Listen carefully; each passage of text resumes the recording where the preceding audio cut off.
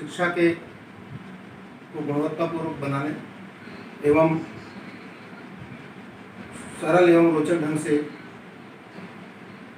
गणित विषय की अवधारणाओं को प्रस्तुत करने के लिए मेरे द्वारा अनेकों शिक्षण सहायक सामग्रियाँ तैयार की गई है। उनमें से ये मेंसुरेशन रोटर जो कक्षा 10वीं के क्षेत्र मिति की बेलन, गोला, शंकु की परिभाषा एवं उसकी अवधारणा को स्पष्ट करने के लिए मेरे द्वारा तैयार किया गया है। इसमें मैंने दिखाया है कि किस तरह से एक अर्धवृत्त को घुमाने से गोले का निर्माण होता है। अर्धवृत्त दो विमीय होता है और इसके चक्रण करने से ये हमारा जो गोला बनता है वो त्रिविमीय बन जाता है। इस गोले के बनने की विशेषता यह है कि यह इसका ऊपरी सरफेस दिखाई देता है और इसका केंद्र भी दिखाई देता है और उसकी केंद्र से निकलती हुई त्रिज्या दिखाई देती है। जबकि हम सामान्यतः जब बच्चों को बोर्ड पे पढ़ाते हैं तो केवल इस तरह सर्किल बनाते हैं और वह सर्किल दिखाई देता है, गोला दिखाई नहीं देता है, तो बच्चे की अवधारणा क्लियर नहीं होती है। कक्षा 10वीं की पुस्तक में गोले की परिभाषा है कि किसी अर्धवृत्ताकार चपटी को उसके व्यास के परितः घुमाने से बनी आकृति गोला कहलाती है। लेकिन बच्चों को बोर्ड पे समझ में नहीं आती, इसलिए मैंने यह नवाचार किया है और बच्चों को सरल ढंग से उसकी अवधारणा को स्पष्ट करने के लिए यह इस तरह से अर्धवृत्त को मैंने उसके व्यास के परितः चक्रण करके गोला कैसे बनता है यह अवधारणा को स्पष्ट किया है। उसी तरह से दूसरी परिभाषा है बेलन बनने की। बेलन कैसे बनता है? बेलन किसी आयत को उसकी एक भुजा के परितः घुमाने से बनी आकृति बेलन कहलाती है। अब चूंकि इसको मैं ऐसा घुमा के दिखाऊंगा तो बच्चे के दिमाग में कॉन्सेप्ट क्लियर नहीं होता कि गोला बेलन कैसे बनेगा। तो इसके लिए मैंने इसी उपकरण में एक व्यवस्था किया है और यहाँ मैंने एक रोटर लगाया है, मोटर लगा दिया है और इसमें इसको मैं फिर से चक्रण करके दिखाऊंगा और यह बेलन बनते हुए दिखाई देगा। ये देखिए, यह बेलन बन गया और जिससे बच्चे को मनोरंजक ढंग से शिक्षा मिलेगी, उसको अवधारणा को समझने में आसानी होगी और इस तरह से ये गोला बेलन बनते दिखाई दे रहा है। आयत जो होता है वो 2D होता है और बेलन जो होता है वो 3D होता है। तो हम बोर्ड पे 3D आकृति इसकी बनाते हुए नहीं दिखा पाते, इसलिए मैंने ऐसी एक मशीन बनाया है और इसे देखिए कि ये बेलन बनते हुए दिखाई देता है। तो इससे गोले बेलन बनने की अवधारणा और परिभाषा दोनों स्पष्ट हो जाती है। उसी तरह से मैंने शंकु जो होता है, किसी समकोण त्रिभुज को उसकी लंबवत भुजा के परितः घुमाने से बनी आकृति शंकु कहलाती है। तो शंकु कैसे कहलाएगा? यदि बच्चों को ऐसा हम दिखाते हैं घुमा के तो वो समझ नहीं पाता और यह भी अवधारणा क्लियर नहीं होती कि समकोण त्रिभुज को घुमाने से शंकु कैसे बनेगा। बोर्ड पे हम बनाते हैं तो वो डबल त्रिभुज दिखाई देता है। तो इसके लिए मैंने इस मोटर में फिर से इसको रोटेट किया है और इसको घुमा करके मैंने शंकु का निर्माण होते हुए दिखाया है। तो इस तरह से हम बच्चों को जो परिभाषा है, जो किताब के अंदर गणित किताब में जो कठिन अवधारणा है उसको समझाने के लिए, सरलतम ढंग से समझाने के लिए, रोचक ढंग से समझाने के लिए, ताकि बच्चों का ध्यान भी हमारे पाठ्यक्रम की ओर आकर्षित रहे, शिक्षक की ओर आकर्षित रहे। विज्ञान विषय की में भौतिकी के अंतर्गत मैंने यहाँ बनाया है विद्युत चुंबकीय प्रभाव को दर्शाने के लिए एक नवीनतम विद्युत चुंबकीय कुंडली तैयार किया है और इस कुंडली को रोटेट करने के लिए मैंने इस तरह का यंत्र तैयार किया है जहाँ सामने चुंबक है और इस तरह का एक बोर्ड तैयार किया हुआ है। इसका उपयोग 10वीं, 9वीं, 10वीं, 11वीं, 12वीं तक विद्युत चुंबकीय प्रभाव को समझाने के लिए किया जा सकता है।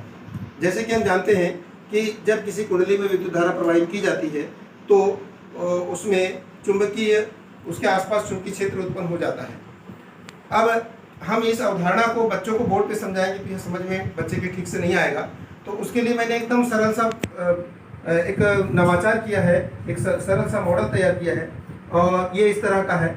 और इसमें मैं इसको स्टार्ट करके दिखाऊंगा कि ये कुंडली के दोनों सिरों को मैं विद्युत धारा प्रवाहित करता हूँ, और तो देखेंगे कि किस तरह से इसके आसपास चुंबकीय क्षेत्र उत्पन्न होता है और चुंबक का अपना चुंबकीय क्षेत्र होता है। इन दोनों के आकर्षण प्रतिकर्षण के कारण चुंबक की कुंडली जो है ये घूमने लगती है। ये देखिए इस तरह से घूमने लगती है। तो चूँकि बच्चों को अवधारणा ये है कि जो मोटर का सिद्धांत समझाते हैं कि हम विद्युत ऊर्जा को यांत्रिक ऊर्जा में कैसे परिवर्तित करते हैं, इसी सिद्धांत के आधार पर हमारी वाटर पंप है, फैन है और सारी मशीनें काम करती है। तो मैंने यहाँ एक पंखी भी लगा दिया है कि बच्चों को समझाने के लिए, देखो पंखा इस तरह से काम करता है। यह पंखा हमारे घरों में जो पंखे हैं इस तरह से होते हैं और मात्र उनमें कोई बहुत ज़्यादा बड़े यंत्र नहीं होते, केवल कुंडली और चुंबक होता है और उसके माध्यम से ये या विद्युत ऊर्जा यांत्रिक ऊर्जा में परिवर्तित हो जाती है। इसी तरह से हम जनरेटर का सिद्धांत भी समझा सकते हैं कि जब हम कुंडली को अपनी यांत्रिक ऊर्जा के द्वारा घुमाएंगे, चुंबक को यांत्रिक ऊर्जा के द्वारा घुमाएंगे तो कुंडली में विद्युत धारा उत्पन्न हो जाएगी और इस तरह से विद्युत जनरेट होती है। तो हम इस मॉडल के माध्यम से या इस छोटे से यंत्र के माध्यम से बच्चों को चुंबकीय क्षेत्र, विद्युत और चुंबकीय क्षेत्र का प्रभाव को बड़े आसानी से और रोचक ढंग से और मनोरंजक ढंग से और भी गतिशील ढंग से दिखा सकते हैं, ताकि बच्चे आकर्षित होकर अच्छे से देखेंगे और अवधारणा को प्रैक्टिकली रूप से समझ सकेंगे, ताकि बच्चों के अंदर में विज्ञान के प्रति कौशल उत्पन्न होगा, वैज्ञानिक दृष्टिकोण उत्पन्न होगा और किसी भी यंत्र को समझने की बड़ी आसानी से क्षमता उत्पन्न होगी। धन्यवाद। भौतिकी की कठिन अवधारणाओं को सरल, रोचक और मनोरंजक ढंग से प्रस्तुत करने, समझाने के लिए मैंने एक नवाचार किया है और इस उपकरण का नाम है लॉन्ग डिस्टेंस थ्रोअर, यानी कि LDT। इस उपकरण का उपयोग हम बच्चों को पराश समझाने के लिए कर सकते हैं। हम जानते हैं कि किस बच्चों को यह बताएंगे कि हम किस एंगल से कोई वस्तु छोड़ेंगे या मिसाइल छोड़ेंगे तो वह अधिकतम दूरी किस एंगल पे प्राप्त करेगी। तो यदि हम कम एंगल पे करेंगे, सीधी करेंगे तो कम दूरी तय करेगी, फिर और बढ़ाएंगे तो और अधिक दूरी तय करेगी, और ऐसा करते करते हम एक स्थिति ऐसी आएगी 45 अंश के कोण पर वस्तु ज़्यादा परास प्राप्त करेगी, और उससे ज़्यादा और बढ़ाते हैं तो वस्तु कम दूरी तय करेगी। उसी प्रकार तीर कमान में हम पहले आदिकाल में तीर कमान का उपयोग करते थे और तीर कमान से अधिक दूरी तक मार करने के लिए जो एंगल पे बाण छोड़ते थे, उसी की प्रेरणा से मैंने इस लॉन्ग डिस्टेंस थ्रोअर का निर्माण किया है, जिससे हम बच्चों को प्रत्यक्ष रूप से समझाने में सफल हो सकते हैं कि अधिकतम दूरी तक मार करने के लिए कितने अंश का कोण चाहिए। अब बच्चों को हम क्लास के अंदर इस तरह से प्रयोग करके दिखाएंगे तो बच्चे के दिमाग में इस चिर स्थायी रूप से इसका ज्ञान रहेगा और उसमें कौशल उत्पन्न होगा, और भविष्य में वो अपने कौशल का उपयोग इंजीनियरिंग में और मिसाइल प्रक्षेपण कार्यों में बहुत अच्छे से कर सकेगा। तो ये मेरा छोटा सा नवाचार बच्चों के लिए, राष्ट्र निर्माण के लिए, विज्ञान के लोकव्यापीकरण के लिए, विज्ञान को सरल और रोचक बनाने के लिए किया है लॉन्ग डिस्टेंस थ्रोअर।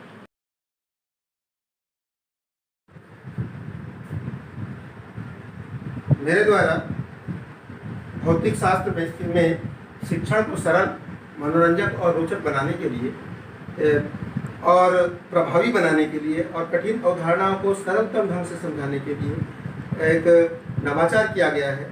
मैंने एक शिक्षण सहायक सामग्री तैयार किया है, बनाया है, जिसका नाम है श्रेणी क्रम, प्रतिरोधों के श्रेणी क्रम और समांतर क्रम संयोजन। ये है प्रतिरोधों का श्रेणी क्रम संयोजन।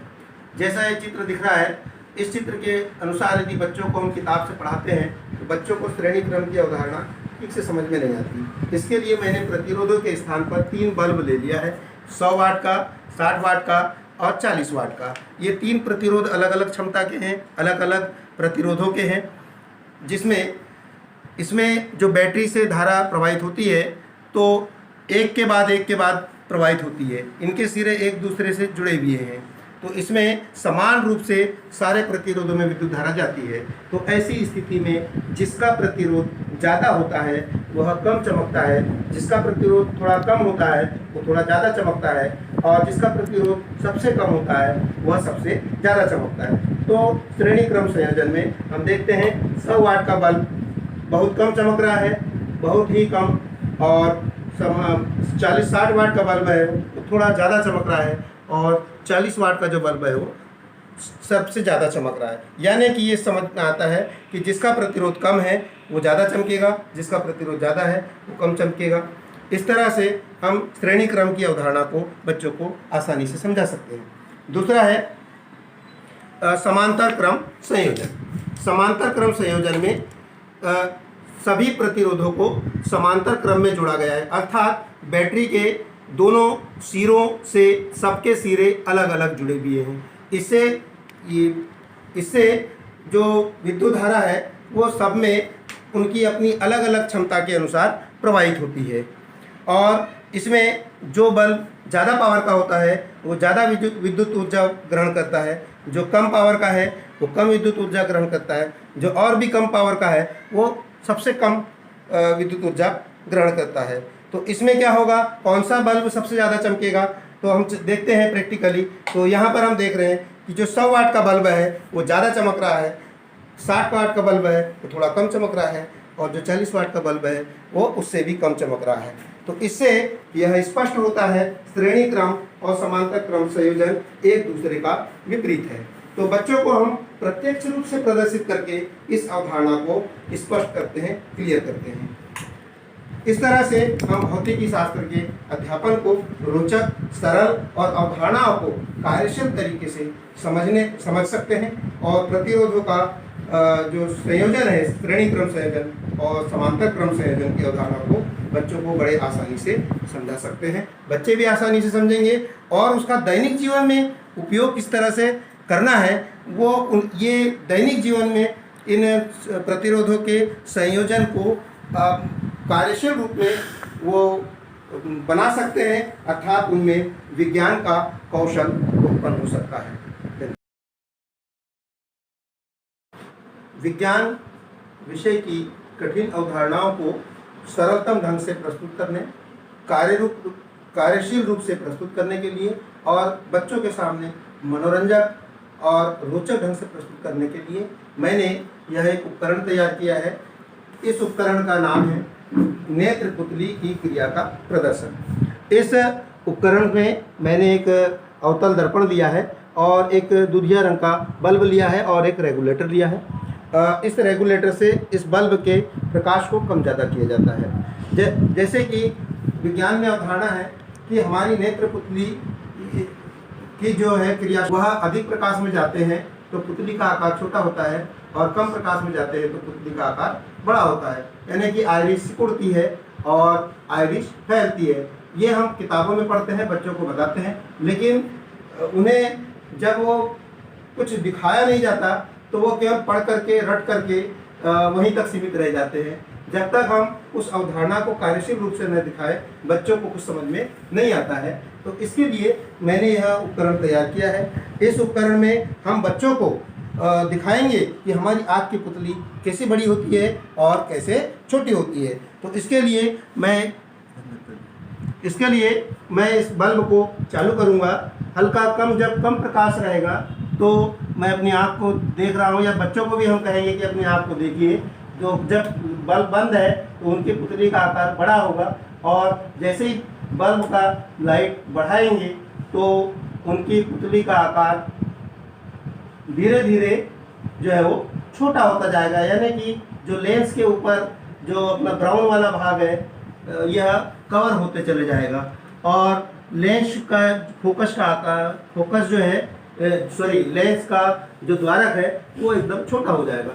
जैसे ही हम बल्ब को धीरे धीरे कम करेंगे तो द्वारक जो है वो धीरे धीरे बड़ा होते चले जाता है।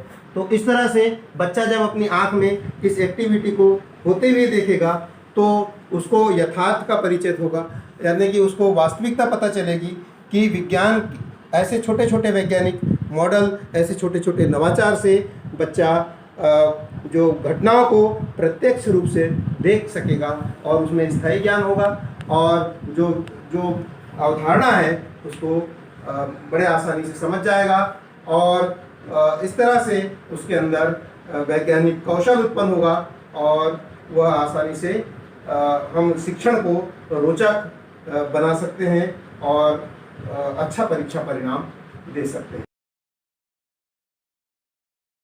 भौतिकी में के शिक्षण को सरल, रोचक और आसान तरीके से समझने के लिए कठिन अवधारणाओं को सरलतम ढंग से, क्रियाशील ढंग से समझाने के लिए मैंने इस उपकरण का निर्माण किया है जिसका नाम है स्पेक्ट्रम डिस्क। ये चूँकि मैंने इसको घर पे निर्माण किया है, एक लकड़ी के गुटके, एक मोटर लिया और एक चक्ति लिया है और इसके माध्यम से हम बच्चों को प्रिज्म में होने वाले वर्ण विक्षेपण, वर्ण युग्मन की घटना को बड़े ही प्रभावी और रोचक ढंग से समझा सकते हैं। जैसे कि हम बच्चों को पढ़ाते हैं कि जब कोई प्रकाश किरण किसी प्रिज्म में से होकर गुजरती है तो वह 7 रंगों में विभक्त हो जाती है। 7 रंगों में अपवर्तन की घटना के कारण वह विभक्त हो जाती है। तो इस तरह से हम बताएंगे, देखिए ऐसे 7 रंग बनते हैं। अब चूंकि जब कोई प्रकाश 7 रंगों के प्रकाश को एक साथ मिला दिया जाए तो 7 रंगों से मिला हुआ प्रकाश जो है श्वेत दिखाई देता है। तो इस चीज़ को बोलते हैं विबग्योर। जो विबग्योर को यदि एक साथ मिला दिया जाए तो इस तरह से श्वेत प्रकाश बनता है। तो इसीलिए हमको जो सूर्य होता है वो अपने अक्ष पे घूमता है, इसलिए वो हमको श्वेत दिखाई देता है। तो न्यूटन के इस सिद्धांत को समझाने के लिए, कार्यशील ढंग से समझाने के लिए, यदि हम बच्चों को बोर्ड के ऊपर में और केवल ऐसी चित्र दिखा के या प्रिज्म से 7 रंगों में रेखाएं विभक्त करते हुए दिखाते हैं तो बच्चों के दिमाग दृष्टि पटल पर यह अवधारणा एकदम स्पष्ट नहीं होती कि वो 7 रंगों में कैसा बटा हुआ है और 7 रंगों को मिला देने से कैसे श्वेत प्रकाश बनता है। तो उसको कार्यशील रूप से दिखाने के लिए मैंने इस यंत्र को निर्माण किया है और भौतिकी शिक्षण को सरल और रोचक, मनोरंजक बनाने का प्रयास किया है। देखिए पुनः मैं दिखा देता हूँ कि 7 रंगों को मिलाने से इस तरह से श्वेत रंग बनता है। बच्चे ऐसा देख करके काफ़ी मनोरंजन होता है बच्चों का, उनका ध्यान भी आकर्षित रहता है शिक्षकों की ओर और ये इस तरह का जो कौशल उन बच्चों में सीखने का कौशल उत्पन्न होता है। इस तरह से मैंने छोटे छोटे प्रयोग करके शिक्षण को सरल बनाने का प्रयास किया है, प्रभावशाली बनाने का प्रयास किया है।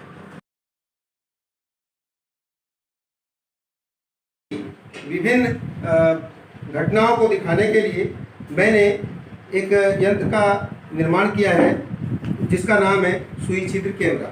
इस सुई छिद्र कैमरे से बच्चों को किसी वस्तु का बिना किसी लेंस, बिना किसी कैमरे से उल्टा प्रतिबिंब कैसे बनता है वह दिखाया जाता है। सुई छिद्र कैमरा में एक खड्डे का बॉक्स बना है, इसमें छोटा सा छिद्र है और ये एक बल्ब जिसको हम वस्तु मान रहे हैं, जो जलता हुआ बल्ब है, इसका प्रतिबिंब यहाँ पर उल्टा बनता दिखाई देगा। क्यों?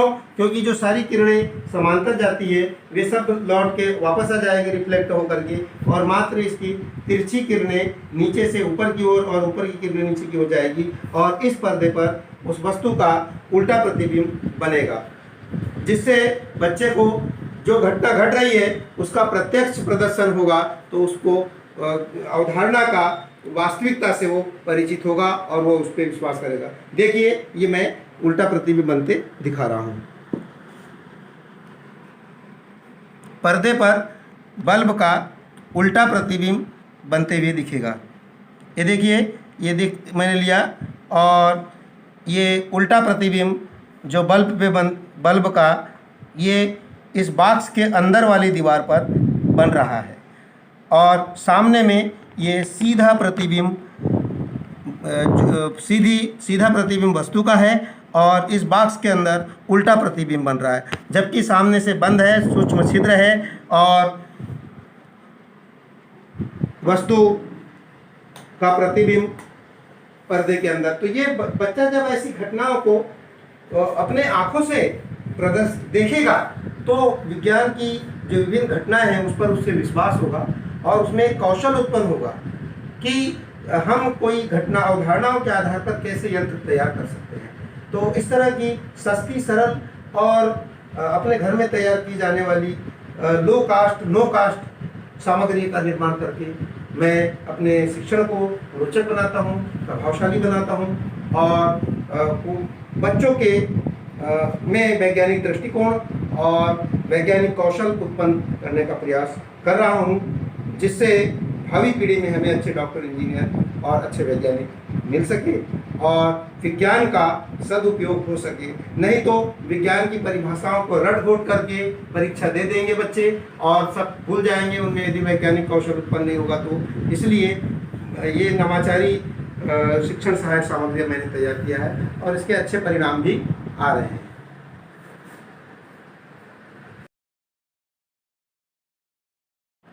यह बल आघूर्ण बार बोर्ड तैयार किया है मैंने भौतिकी में बल आघूर्ण को समझाने के लिए। इसके लिए मैंने 3 छड़े बराबर लिया और सबके बराबर भार है। इसमें मैंने जो इनका जो सेंटर है इसको अलग अलग स्थान पे लिया है। जो इसमें आयास, ये आयास कहलाता है और ये भार कहलाती है। ये आयास भुजा कहलाती है, ये भार भुजा कहलाती है। तो जब इसका सेंटर आयास भुजा की लंबाई कम होगी, भार भुजा की लंबाई ज़्यादा होगी, तो हमें इसे उठाने में अधिक बल लगेगा।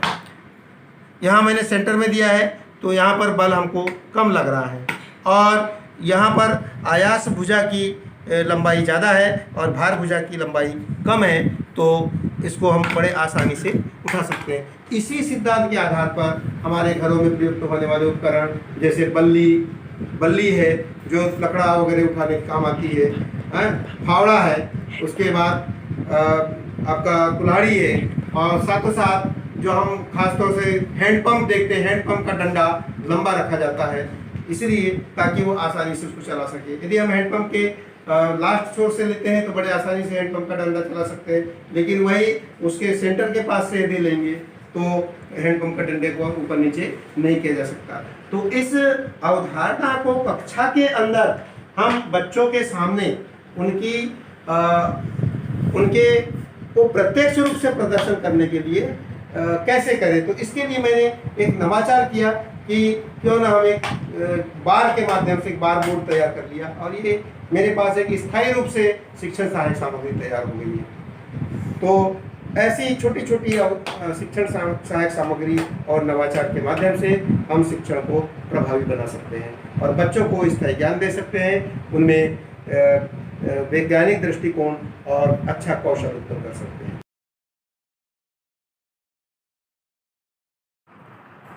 गणित के सफल, सरल, रोचक और मनोरंजक अध्यापन के लिए मैंने 10वीं और 9वीं कक्षा की ज्योमेट्री को प्रभावी ढंग से समझाने के लिए मैंने बनाया है ज्योमेट्री बोर्ड। ये ज्योमेट्री बोर्ड इस तरह का है कि इसमें हम प्रति एंगल के अनुसार रचनाएं कर सकते हैं। दूसरी बात, गणित के सारे प्रमेय समझा सकते हैं। जैसे कि एक धागा लिया है मैंने और इस धागे से एक आकृति निर्मित किया है। ये एक प्रमेय है 10वीं में कि किसी जीवा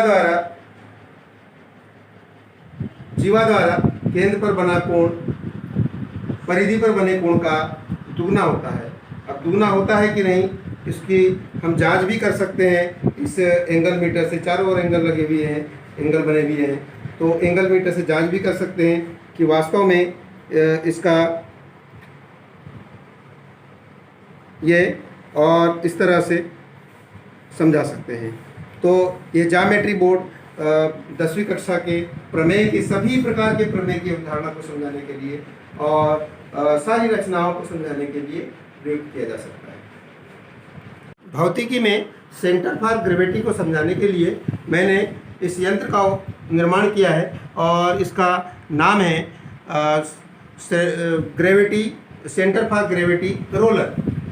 ये छोटा सा हमने 2 फनल ले लिया, दोनों को चिपका लिया और एक खड्डे का इस तरह से मैंने बना लिया है और यह बच्चों को कक्षा के अंदर में सेंटर फॉर मतलब किसी इस वस्तु की ग्रेविटी सेंटर कैसे प्रदर्शित किया जाए उसके बारे में बताने के लिए किया है।